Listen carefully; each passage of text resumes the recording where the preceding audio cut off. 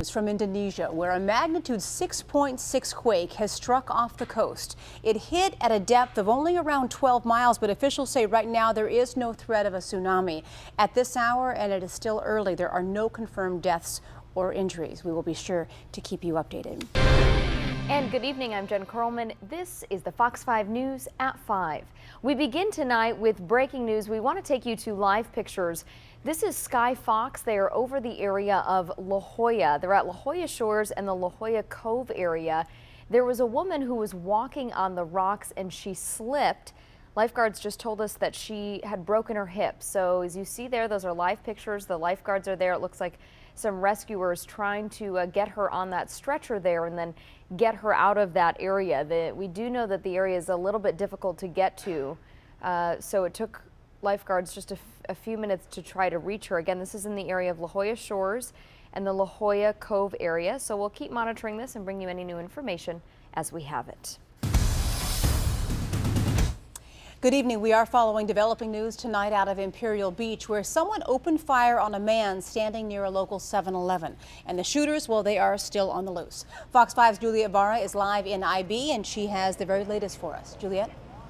Well, Susan, this is what we know right now. We know that one man is dead. His body is lying around the corner here from this 7-Eleven. The motive is still unknown as authorities have yet to release information. But here's video of the scene that we took not too long ago. The shooting happened around 8:30 tonight behind a 7-Eleven on 13th and Coronado in Imperial Beach. Witnesses say they saw the man running down the alley. He said he was about to get jumped. Moments later, witnesses say at least 2 men, maybe even 3, bombarded the victim and fired at least 2 rounds. The man was shot in the head. Now, this murder has attracted a lot of people coming out asking questions, some even asking officials if the victim is their loved one. Now, back out live, as you can see, the police tape is up. Authorities are here. They have blocked off a section of this road. When we arrived, sheriff helicopters were up in the air looking for suspects. They were also canvassing neighborhoods looking for those guys. But as far as we know,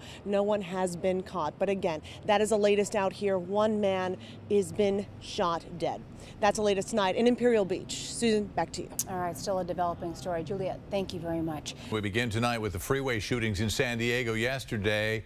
There has been an arrest. We'll get to that story in just a moment. But first, we want you to know that Amanda Knox, the woman convicted and now cleared in an Italian murder case that captured the world's attention, is due to land in Seattle within just a few minutes. We're expecting a news conference as they exit the plane. When it begins, we will go there live immediately and share Amanda and her family's emotional first moments of her freedom back here in the U.S.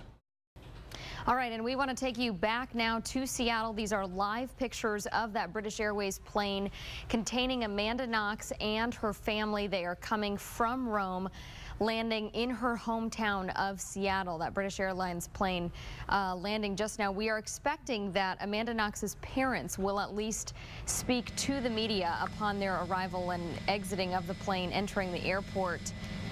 So we will continue to follow that, and of course if her parents speak and if Amanda Knox of course speaks, we'll come back to live pictures there from Seattle. And we're going back to a live picture now. You see the 747 aircraft there parked at a gate in Seattle. Amanda Knox is aboard that airplane. She's expected to arrive any moment. Fox 5 News at 5. We'll be right back. We're looking at live pictures again inside a terminal building at Seattle's SeaTac Airport. We're expecting Amanda Knox to arrive at any moment on an international flight out of Italy by way of London. You saw it was a British Airways aircraft on which she is riding or has been riding.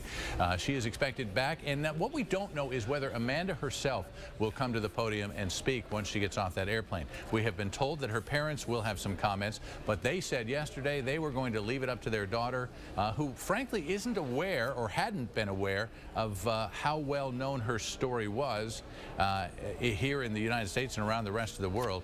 And so they didn't know whether she was going to want to speak or not. Again, we will go back to those pictures and those comments live as soon as they approach the podium.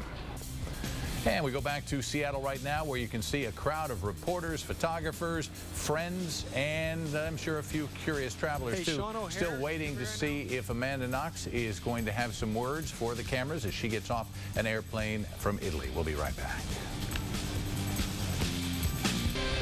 And welcome back, everyone. Live pictures now at the podium in Seattle. As you know, we're waiting for Amanda Knox or her family, or perhaps both, to make it to that podium within just a few minutes to give some of their first reactions to both freedom and to being back in the United States. We last saw Amanda on a sort of airport golf cart sort of affair, heading from the airplane supposedly toward this room. We're not absolutely certain Amanda is going to have anything to say, but her parents had indicated yesterday that they would have a few words at least, and perhaps Amanda would too. We'll go to that as soon as we see her there at the podium. Good evening. We will have all of your Charger highlights of the stunning upset over the Ravens in just a minute. But first, we do have developing news tonight out of North Korea, where state television has announced the death of Kim Jong Il. CNN is reporting the longtime leader of North Korea died of a heart attack. In September of last year, Kim Jong Il revealed his third son would be his successor. North Korea has issued a national mourning period from now until December 29th. Kim Jong Il will be laid to rest on December 28th. He was 69 years old. Meanwhile, the White House released this statement tonight. We're closely monitoring reports that Kim Jong Il is dead. The president has been notified, and we are in close touch with our allies in South Korea and Japan. We remain committed to the stability on the Korean Peninsula and to the freedom and security of our allies.